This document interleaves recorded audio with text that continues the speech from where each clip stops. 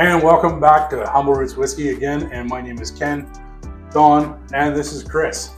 On today's episode, we are going to talk about Eagle Rare Kentucky Straight Bourbon.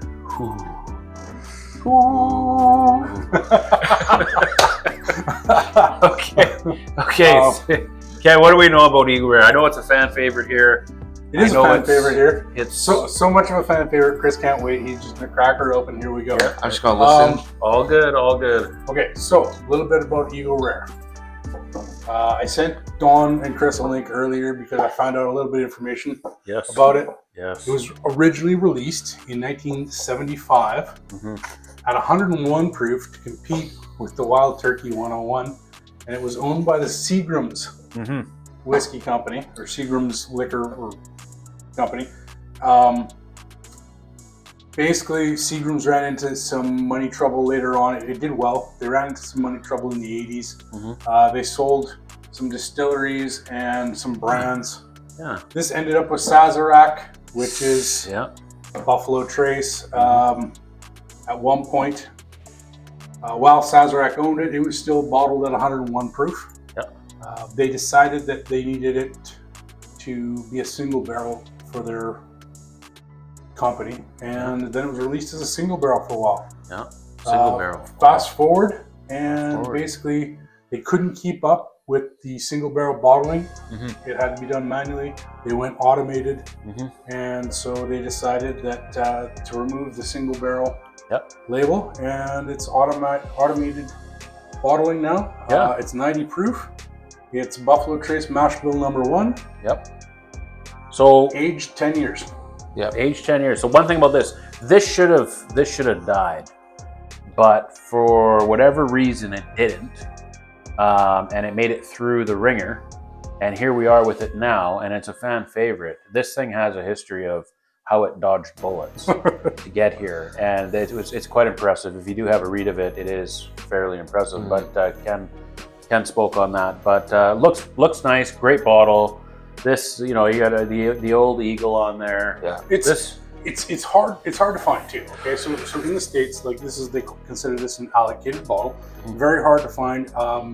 Now Buffalo Trace has been working on that, and it has become a lot more available, but it's still not a shelf staple like it used to be. Still allocated, but you can see it a little bit more often.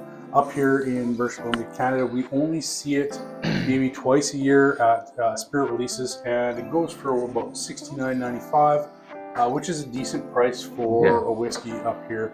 I know in the States, secondary market, they go for $100 US or more. Like, I don't know. So my question is, chill filtered? No. It's bourbon. Color added? They don't do this. No blasphemy. No blasphemy. There's no blaspheming here. Okay. So looks wonderful in the bottle. I like the bottle a lot. I like the bottle. It's great, sleek. It's classic. I mean, Chris, I don't know if you looked at that Eagle, but is it tattoo worthy? How do you know I don't already have it somewhere, buddy? Eagle Rare tattoo on your chest. Okay, it's just the real deal. Maybe you'll see it on Eagle Rare for life. Yeah, I mean it looks fantastic. Can't wait to dig in, but first things first, let's see what the nose is. Shall we? What do you got? Old Faithful. Old Faithful, yeah.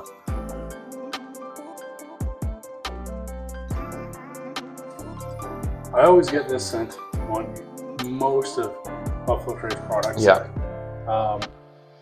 You guys never really agree with me, but I get candied grape. No, I see it, but I don't grape get it. Kool-Aid.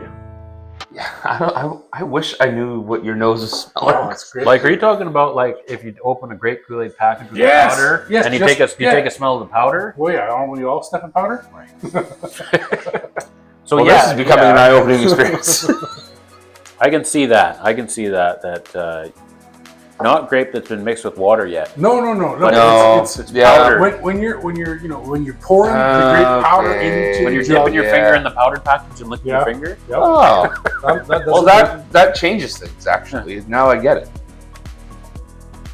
Yeah, I do get some toffee and caramel, a little bit of citrus in there. Yeah, the citrus and the toffee are freaking right there. Yeah, I'm getting that. Oh yeah, I'm absolutely. getting that powdered grape. Nice color, good Yeah. legs. Absolutely. How's it taste? We all like nice legs. Yeah, let's jump in here and see what we got. dive in. Cheers.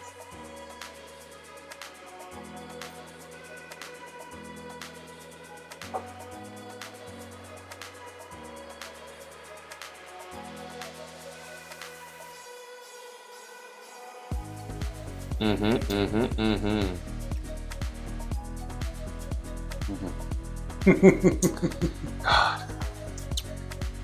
Yeah, no, that's nice. It's not crazy hot. It's welcoming. It's flavorful. It flowers, like it just coats your mouth. I think it's something that you can take over to someone that maybe doesn't drink bourbon and go, let's sit down and have a couple of drinks. Oh, yeah. of this. They can enjoy it as maybe a first-time bourbon drinker Yeah. or a veteran bourbon drinker. Well, I brought it out on Christmas Day and let my uncle have some. He's never had it before, and one of my cousins, and they're like, "This is bourbon whiskey." I'm like, "Yeah, Right. why?" Like, that's really nice. And like, I'm sorry I introduced it to you this way. Yeah. This one's hard to find. I'm getting like a vanilla coconut. Yep. Yeah. Vanilla coconut, which is fairly good. Mm-hmm. Good mouthfeel, easy drinking, really easy drinking. Nothing wrong with this bourbon. It's really good. Mm-hmm. It's got good. Get a little hint of cherry. Just the back end. a little bit, right? At the So back nice. end for the palate. You Yeah. get it or no? You cherry guy. So I'm a cherry guy. So Yeah. almost just the transition from the back of the palate to the finish. I get a little hint of something. Yeah. I don't No, know. I don't know if that's cherry. No, Not like no, It's not overpowering cherry. It's just not like a little not like wild bit at turkey the cherry, end. but Yeah. It's not saying to me like Like a maraschino cherry or something like that. You get just at the very back end. I'm getting a sweetness. Yeah. Maybe a little bit fruity, but it doesn't come through as that cherry pit Yeah. or that the cherry skin or anything like that. It's Yeah. not No, it's coming more of a through like maraschino that. cherry that you get like out of a jar or something like that. But Just at the very end. It's nonetheless. I'm a cherry guy, but this is really pleasing nonetheless. It's really well balanced. Again, you can see why this bottle would be difficult to find, and you can also see why they put it into they put it into a production, mechanical production, because people doing this by hand, you're not going to roll. you can't keep up. No way. No way. I mean, it's still almost a single barrel. It's just not perfect.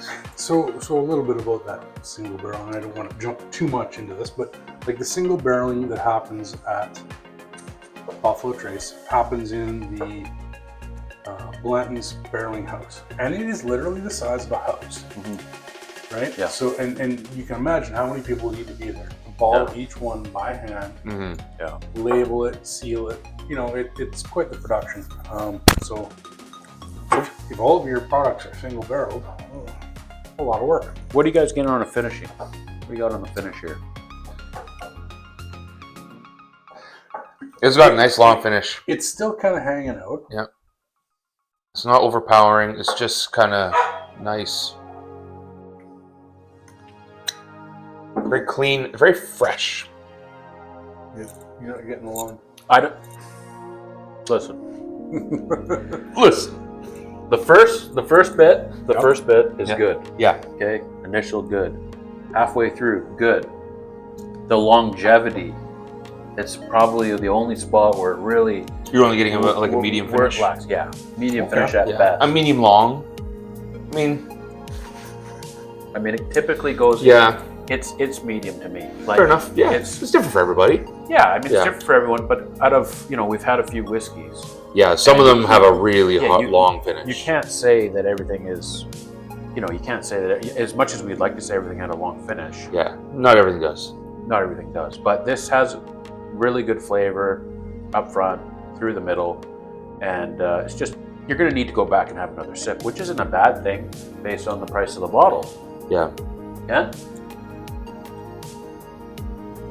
I think because I'm savoring the flavors is why like it's still sitting on the back of my tongue because it's the flavor I like. It's that vanilla cream sort of thing hanging out, and I think maybe that's what is giving me that longer that finish is long. I see what you say. It kind of falls off and makes you want to go back for more. Absolutely. Yeah,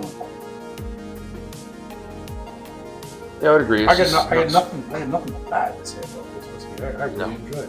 I have had several bottles. No. No way. No way. I will buy one when it's available. Yes. If If not two. Regardless of how many you already have.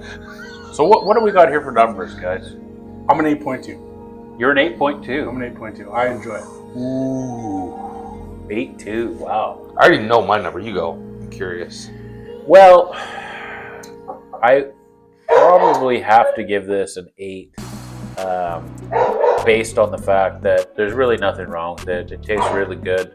I wish it had a longer finish. That doesn't mean that it doesn't have a good finish. I just wish it was longer. So yeah, I'm at a solid 8. Before you go here,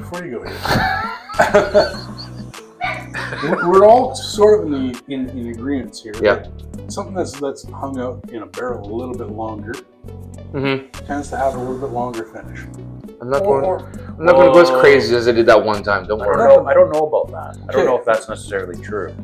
Well, I'm just saying, like, if we know anybody, or if anybody has tried the 17, let me know if the 17 is worth hunting, because up here it's almost impossible to find. But What is it, $2,500? for a 17, no, Yeah. $250 at the raffle. So I stood in line. I got my number. I stood around for an hour and waited until they drew all the numbers, and I didn't get one. Yeah. But once a year, we get a total of, per location, I think they do it in 2 or 3 locations, like 12 bottles, 8 per location. Right? So I tried. I didn't win it. Well, Should I try it again? Yeah. Yeah, why not? All right. Well, let us know if the 17 is longer. Chris, what's your numbers? 8.5. 8.5. 8.5. Big numbers. I mean, if you didn't realize, this is probably my favorite bourbon. I've tried a bunch, thanks to you and to other people, and I haven't found one yet that I think a lot better. I found comparables, but this is my favorite. So 8.5. There's always room for improvement. There's always room for improvement. Now, once we hit that ceiling, though, what happens? Does this come down in a grade, or do we? No, we just go up. 10.2, 10.3. Oh no, there's never a 10. You can't give anything ever a 10. No, sorry, except for your wife. Well, we have. Whoa! Not yours. Your a person's You spouse. talking about mine now? We better go. Clearly, we've had too much. All right, Ken. I'm good. I'm Chris? good. I love this stuff. Until next time, stay humble. Cheers.